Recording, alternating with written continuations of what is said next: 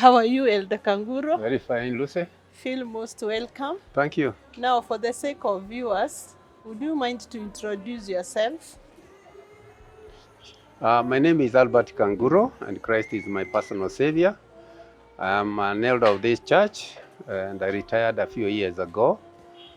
Before I retired, I was in DC 25. Yes. Elder Kanguru, when were you ordained as an elder, or when did you join Kariobangi South? To join Kariobangi South, a bit interesting because I was working in the Nairobi City Council by then, and then I happened to pass through here one around midday in a City Council vehicle, and I met Elder Israel Dongo, and at that time he was organizing materials where they would be deposited, ready for the construction. At that time, it was only preparation because the drawings had not been approved. So they were waiting and they were hoping that after the approval of the drawings, they would start the construction. So when Elder Israel saw me and with the Rad Rover, he asked me what I had come to do, or And then I told him I was just on a courtesy, visit, because this is my church, and I had started fellowshipping here and coming for Sunday services since late 80s. And I explained to him the way he was stacking the materials. That was not the best way because he was stacking them very far from the actual construction. And I helped him to do a little bit of site organization and the way he would organize his site. And from there, he said, yeah, I think you should come and join us so that you can help us using your technical skills. That's how I came to be a serious member of for the PCA Kariobangi South. I think it's quite interesting. And after joining Kariobangi South, you become a deacon and then an elder, or what happened? Yes. When I joined the church, I joined district number 10 because I was staying within the area. And the elder by then was the late Elder Gilbert Geshagua. And within about a year, I was elected a deacon. And after being elected a deacon in early 1990, later in 1996 is when I became an elder. Yes. Okay, you became an elder 1996. Yes. And you have told us that you are a member of district number 25. Yes. Were you ordained and taken to 25, or which district were you taken after ordination? So when I was ordained, Elder Geshagua had left Kariobangi South, and I think he had gone to Kayole or somewhere else.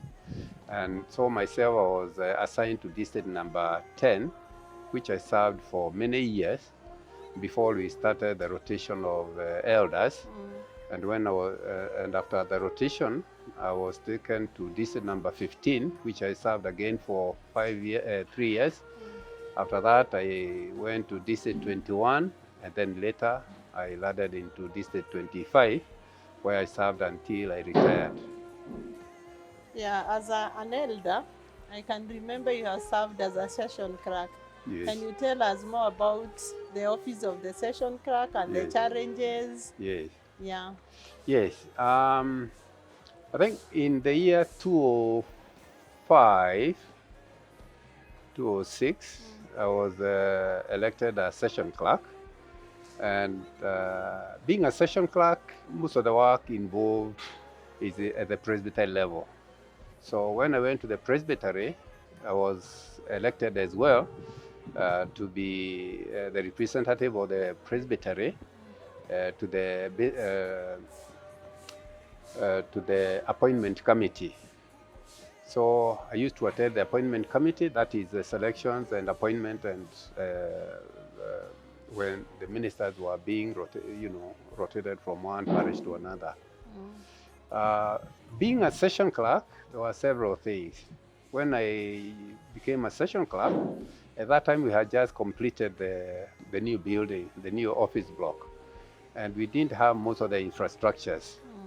So I introduced the loan, Yes. the local area network, and also I got some young people, that is Matheri, Anthony Mwaneki, and Kefue, the son of Reverend Maingi. And the three of them, I asked them to help me get the state-of-the-art or the 21st century equipment to equip that office. So we went with them to Misumi Electronics in Parklands, and also I told them it's important that we get the right, computer, as well as the printers, as well as the other office equipment. And these young people did a wonderful job. They really gave us actually equipment which lasted for many years before they became obsolete. Okay. Yes, and other things which were also important. At that time, we didn't have a very well structured, filing system as well. Yeah. So I remember we also introduced the the cron files and all the other filing systems. Okay. So, yes. Hi, thank you. Now, when I look at you today, Yes. I can see you're having a protective gear. Yes. Can you tell us more about it? Well, this protective gear is an important, one of those important clothing in a construction site. It's just the same with the boots, which I don't have right now because I'm doing this interview. And this is to protect you when you are in a construction site. So in a construction site, you have some safety standards, and you are not supposed to enter into that area or the construction site area without being dressed in certain ways. And one of it is this helmet which I'm wearing.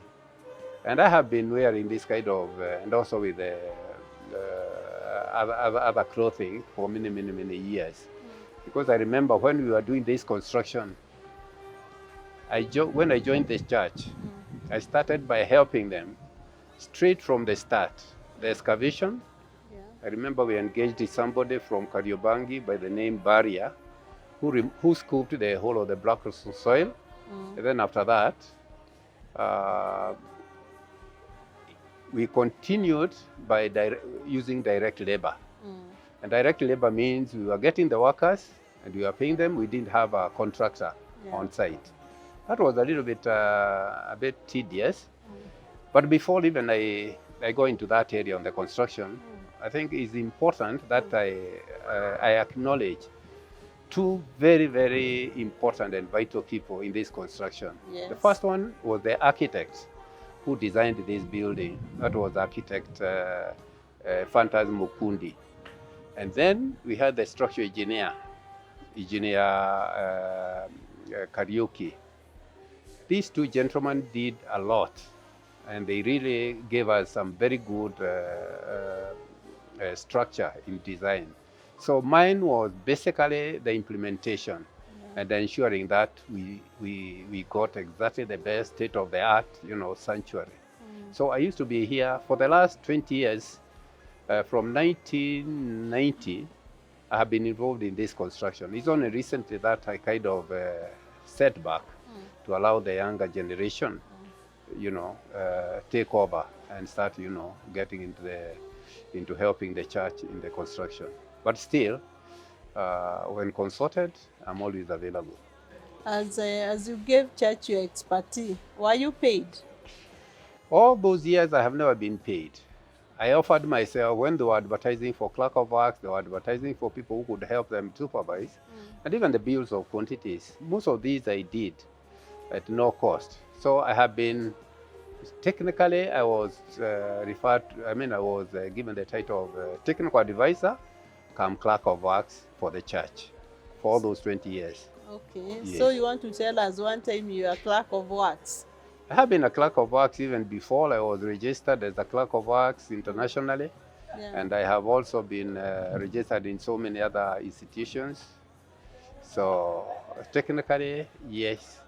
So you yeah. are part and parcel of this sanctuary when it started Yeah. up to where it is now. Yes, So I know the foundation. I know where we had marsh area. I know where we had different challenges. I know practically even the iron bars, the steel bars which are installed here. So I know the whole church in and out. And then later, when it came to even the issue of the roof, we got somebody, another structural engineer, who did the roof. Yes, the whole of the design and the construction. okay. Yes. Now, apart from the sanctuary, we have a school. Yes. Can you tell us the role you played in school? Yes. That's also quite interesting because I remember in the sanctuary, by then I was an elder. I mean, in the vestry, I was asked, and that was September, if it is possible to have 2 classrooms for the classes. Initially, in the master plan, there was only a nursery school, which was at the center of the pitch, the car park. So that one I changed, and I said I would construct the 2 classes just behind the the vestry. And that one, I was able to do it. Within the 3 months, we had the 2 classes, and the only few critical challenges we had were 2. The water, this was like an outfall drainage. So the whole drainage from the flats and from the surrounding areas was passing through the compound. So the first thing I had to do was to divert that water so that it could go along the market up to the road. And then the second challenge was the black cotton soil was quite deep. So that one, we had to remove the whole of that black cotton soil so that at least we could have the classes. And then later on, I designed the current school we have, the 2-story building. Yes. Okay, you have done a lot. Now, you told us that you're an elder. When you're ordained, you became an elder in district number 10. Yes. Can you tell us the challenges you went through as an elder in district number 10, and it was a very vibrant district? Well, when I joined district number 10, I started on a very good footing because the former elder who was there, Elder Gilbert Geshagwa, had really built a very good rapport with the members, and the members were quite responsive. So when I went, they accepted me, and with a bit of creativity, we were able to introduce several things. And one of it was having seminars. And these seminars we used to have them outside. I remember the first one we had it at St. Benedictum along Thika Road. And then we had another one at Limuru. So we thought these, they really helped us to have, to team build within the members. And then later, of course, we graduated now to be going to Mombasa. And for it to succeed, one of the strategy which was very important is that we used to start organizing for this trip about for 2 years. So people could contribute little by little for 2 years contributing. And then finally, and contributing maybe 200 or 500 per month. And finally, we were able to raise some good money, which enabled us to travel all the way to Mombasa. Yes. And then when it comes to challenges helps in development. When you don't have challenges, you might not develop. One of the challenges is when you have controversial people. And these are the people actually who built really district number 10 to be where it is, or where it was when I was there.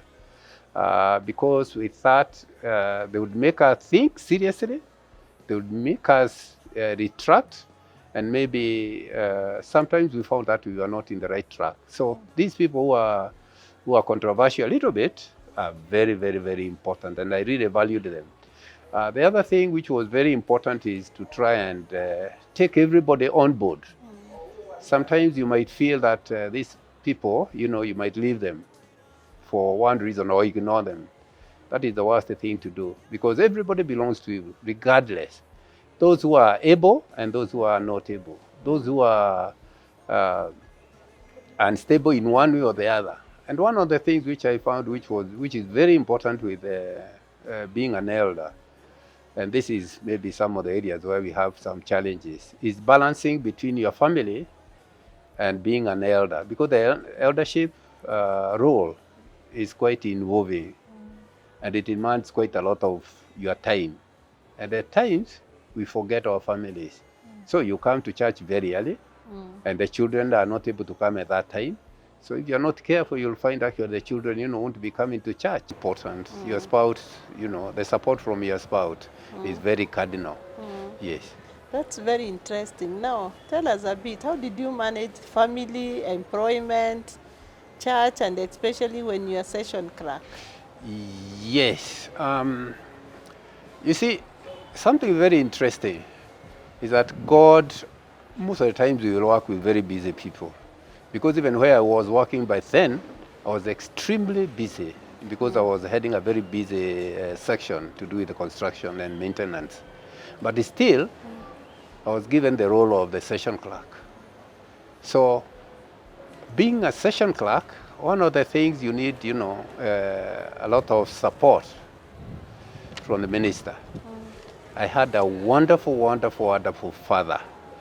Really a major and a very important mentor in my life, which shaped my life not only in the church affairs, but even at a personal level, even in my character, the way I do things. And that was Reverend Joseph Gishinga.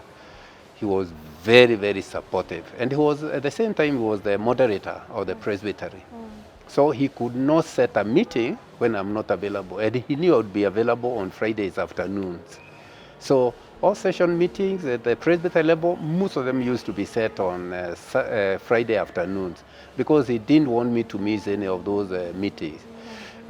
When it comes to being a representative at the appointment committee for the presbytery, that one I had no choice. I used to take my leave. So I would take my leave when there is a meeting. And even sometimes, even at the presbytery level, most of my leave used to be taken to be consumed by the church. But I thank God, I never had any challenge at all in any other way. Now, when it comes to the family, with the family, that one, you rely a lot on the support of your spouse. Because the spouse will chip in the areas where you have a lot of challenge and you are not able to. But nevertheless, you still over the weekend, and when you are available, then you are with your family. And the family also would understand.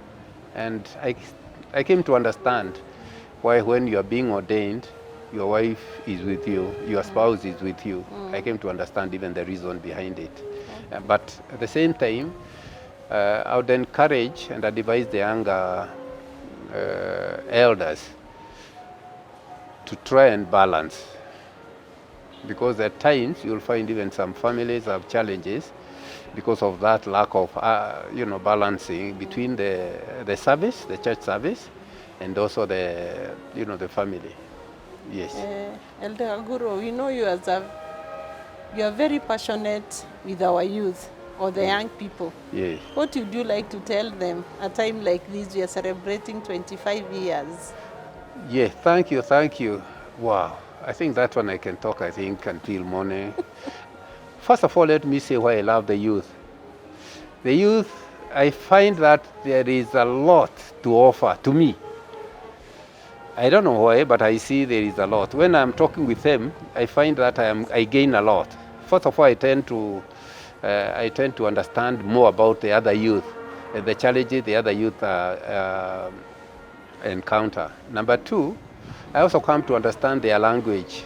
The language when they are talking, and when they mean what they don't mean, or even that bit of confusion, I tend to understand that. The other one is understanding the family setup. That's very, very cardinal, because I have some experience on my background, because I was educated as from Form 1 to Form 6. So I have encountered all kinds of young people, with different challenges. So when I see the youth, I also understand that they all come from very different backgrounds with different challenges. And when I share with them, sometimes I don't give them anything, but just one word or two words. You'll find that they feel encouraged, and they are hopeful, because some of them, you find there are times when they have lost complete hope. That encourages me even to interact with them even more. Yeah. Okay, you told us that you're a retired elder. Yes. Now means that if you're given the work of construction, can you still do on behalf of the church? Well, construction is my profession. It is important for all of us to know. It is important to give what you have. It's not always that the church would give you. Ask yourself, what can you give to the church? And one of the things which you can give to the church is the skills you have, the knowledge you have. You see, young people sometimes they say they don't have the money, they don't have this, but they have the energy, they have the skills. So it's important to encourage them. Whatever skill you have, just come forward and just try to, approach the elders, and they are very much willing, and they'll give you the opportunity. If there is a construction, I'm still energetic, and I am quite, I feel that is really what God called me to be doing as my profession as a civil engineer. So I would still get involved in construction. Anytime the church needs me, I will always be there. If they want me if they want to consult me on any issue, I'm always available to assist the church. What would you tell the young profession in our church, the young professionals in our church? The young professionals, I would advise them a few things. One, it's always good to learn from the older folks. Because sometimes somebody, a graduate, you graduate maybe as a civil engineer, and maybe or an architect, and you'll find maybe the young person might think already, because I have graduated. I have a lot of friends who are graduates of civil engineering, especially also in architecture, and I advise them that they should take time, not be in a hurry to get rich, not be in a hurry to make conclusions. So it's always, nobody is autonomous and knows everything. It's always important actually to consult, and also to continue adding more knowledge. Because even now, I keep on, I have a lot of, I study. I go to the internet so often. I think I have never, even a single day, when I have never not gone for more than five sites. Almost every day. Yes. That's quite interesting. Now we are celebrating 25 years since we became a parish. Yes. And we started from somewhere. Yes. And we have those people who are the pioneers. What would you like to tell them? These people did a wonderful, wonderful job. They struggled to be where we are, because they are the ones who set a very wonderful foundation. I remember when we were interviewing Leah Canon studied in Muremi. Also we went to Dugo Ashira, and also we had the late Israel Dongo, the late Mr. and Mrs. Moya, the late Mother Waithaka Washira, and even right now we have also others, and the late Jose Abaye, and there are others who are living, and they are they have been very, very, very useful, especially sharing their knowledge, like John Mwangi Getume, Debrio Waithaka, Crispus Nyaga, and still they have a lot to offer. And we have also Mrs. Israel Dongo. These people are really valuable, and we should always respect them and always remember them in our prayers and even in deed.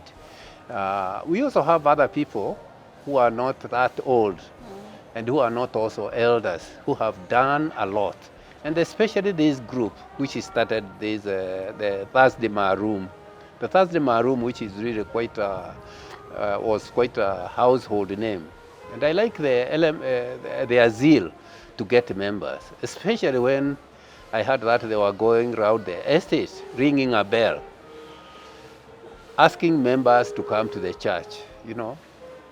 Mũthenya wa kiumia nĩ mwega, ngengere ĩgĩtana, njũkĩre na andũ akwa othe, tũkaoe na tũgathe Ngai.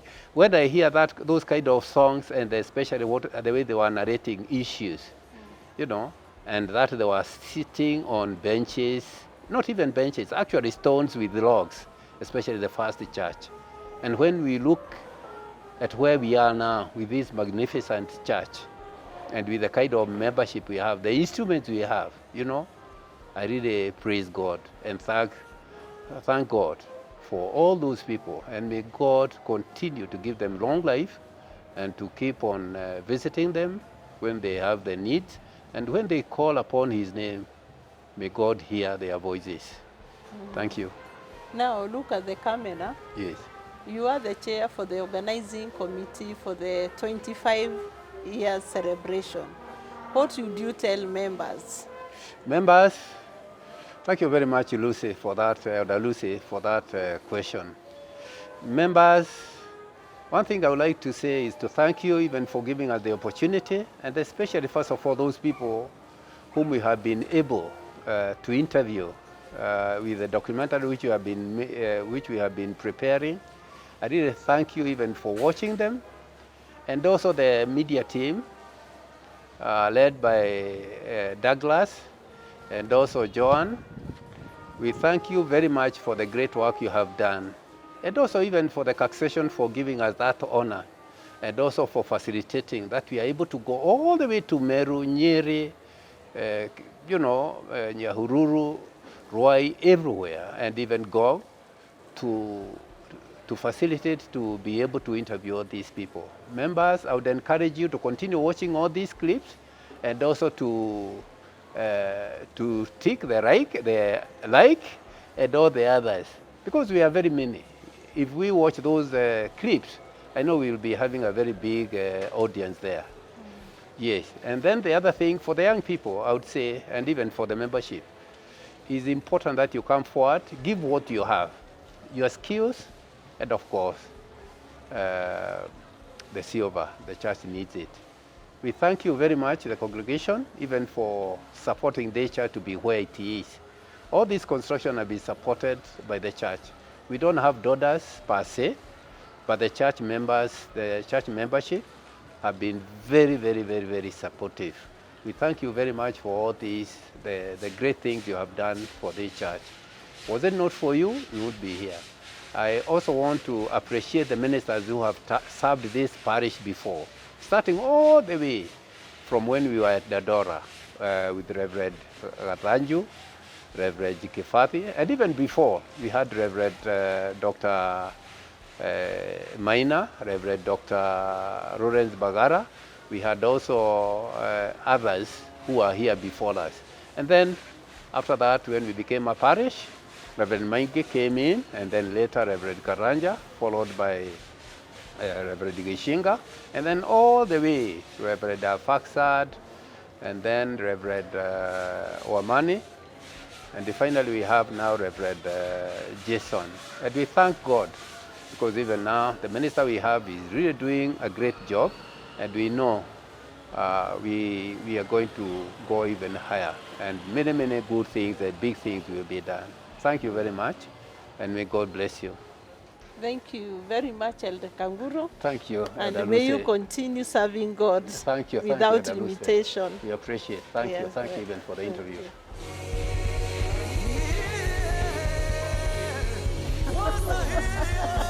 Oh, yeah.